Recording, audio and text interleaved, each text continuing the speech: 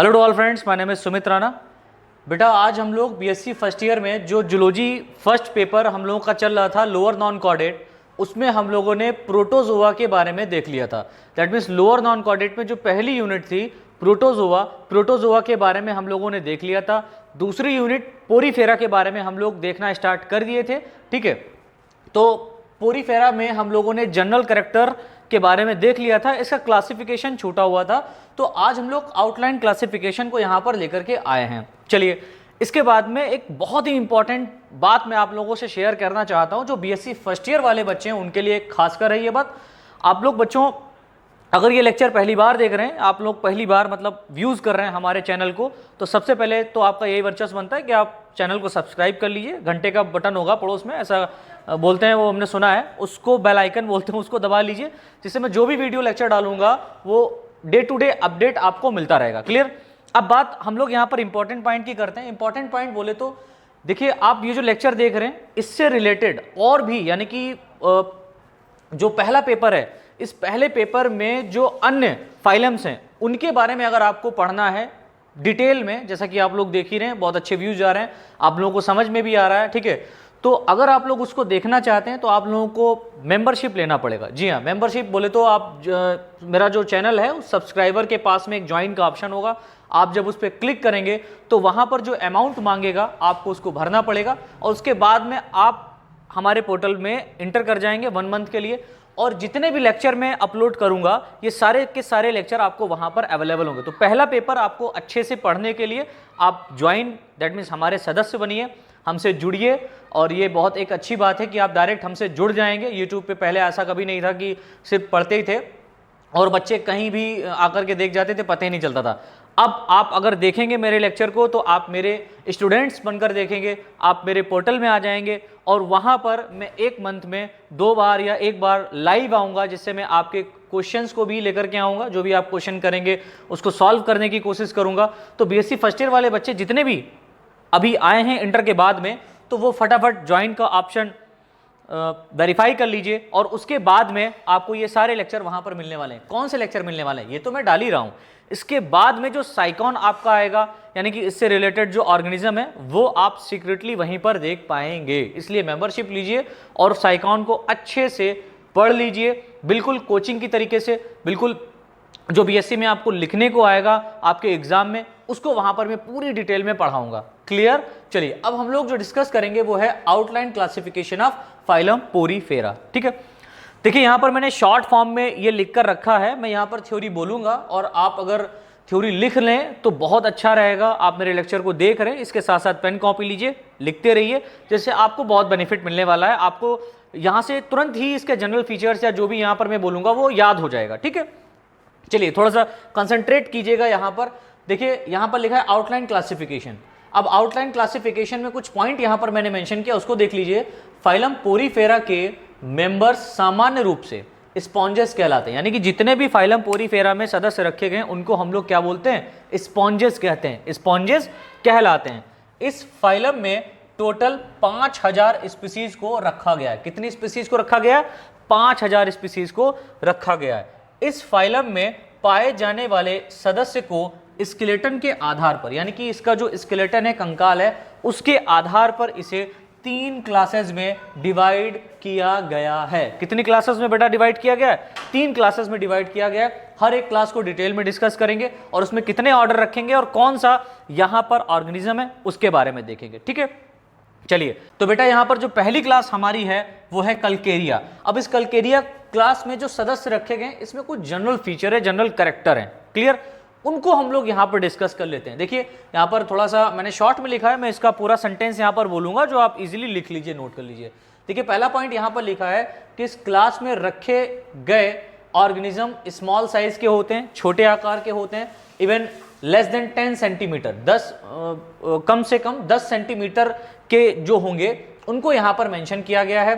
तो इस क्लास में रखे गए ऑर्गेनिज्म स्मॉल साइज, छोटे आकार के होते हैं, जो कि 10 सेंटीमीटर से कम आकार वाले होते हैं, इस तरीके से कह सकते हैं, जो कि सिंगल एंड कॉलोनियल होते हैं। यानी कि इस क्लास में जो ऑर्गेनिज्म रखे गए हैं वो या तो एकल होंगे, एकल कहने का मतलब जल में स्वतंत्र रूप से अकेले रहेंगे, या तो कॉलोनी बना करके रहेंगे, ग्रुप बना करके रहेंगे। ठीक है, दूसरा पॉइंट यहाँ पर लिखा है बॉडी सिलेंड्रिकल, दैट मीन्स इस क्लास में जितने भी ऑर्गेनिज्म रखे गए इनका शरीर जो होगा वो कैसा होगा, बेलनाकार होगा, ठीक है।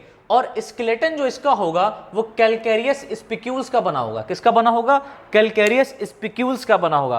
तो बच्चों थोड़ा सा यहाँ पर आपको बीएससी में इंग्लिश टर्म्स रखने ही पड़ेंगे, इस बात को याद रख लीजिए। ये हमारा 11th-12th नहीं था जहाँ पर आप लोग थ्योरी आपके सर ने बहुत हिंदी में पढ़ा दिए, अब आपको दिक्कत होगी।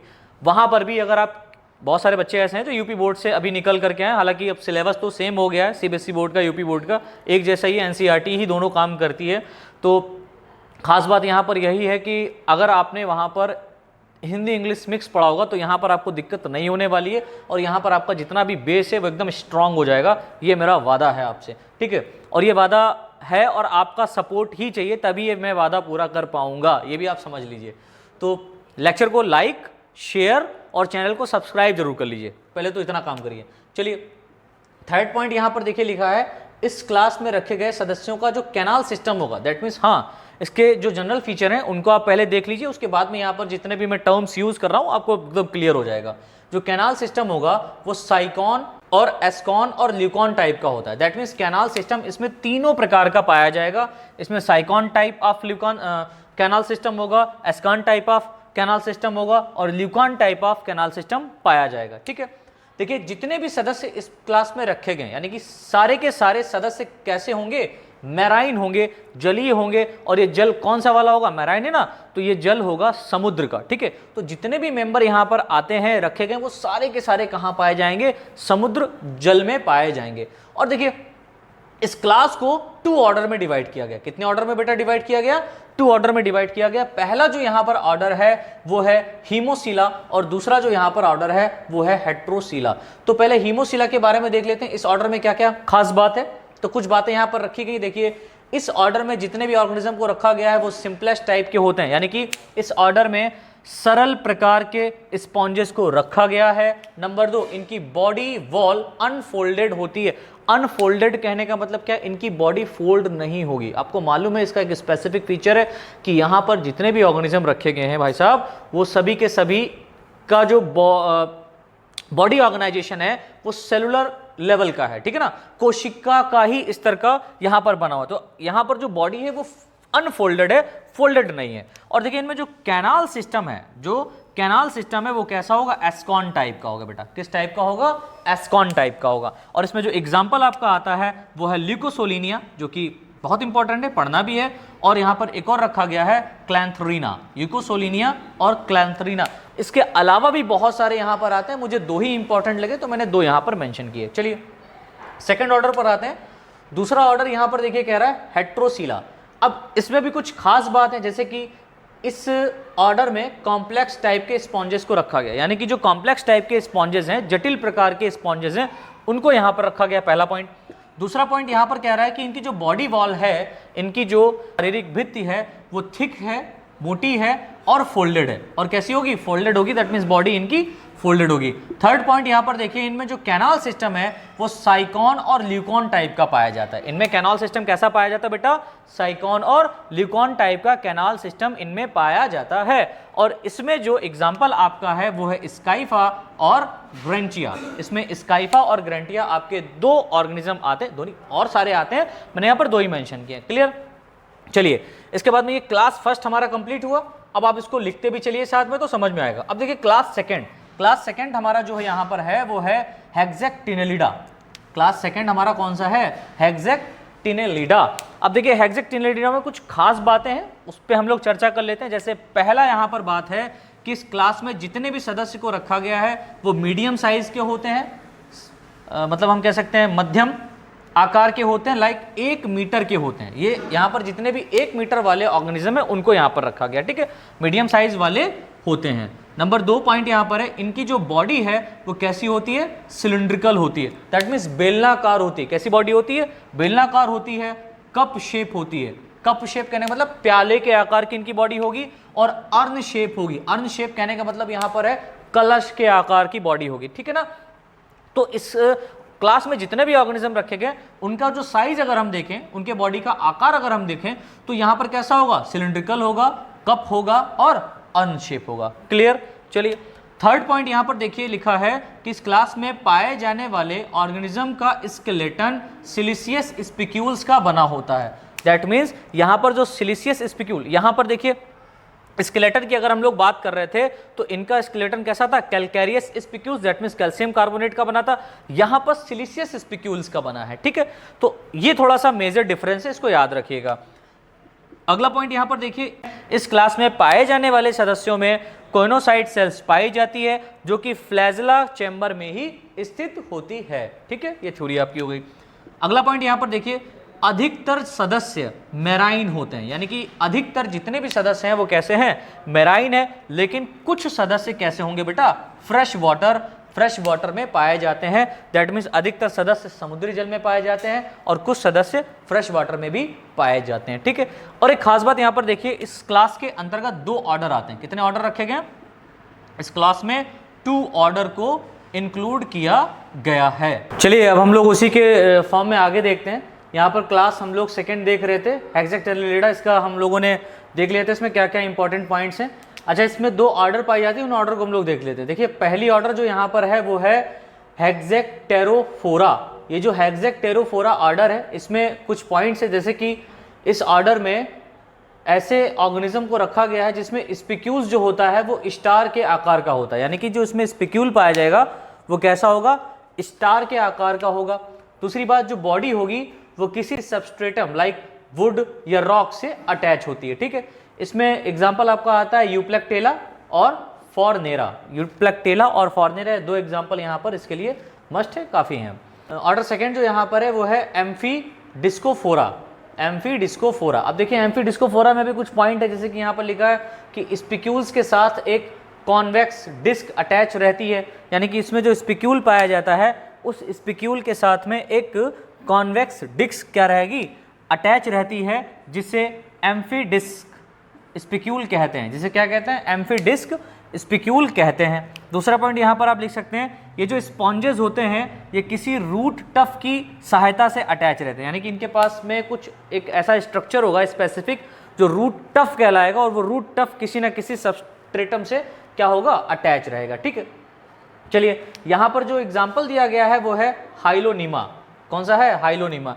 अब देखिए क्लास थर्ड के बारे में बात करते हैं, ये थोड़ी सी बड़ी क्लास है और इम्पॉर्टेंट भी है।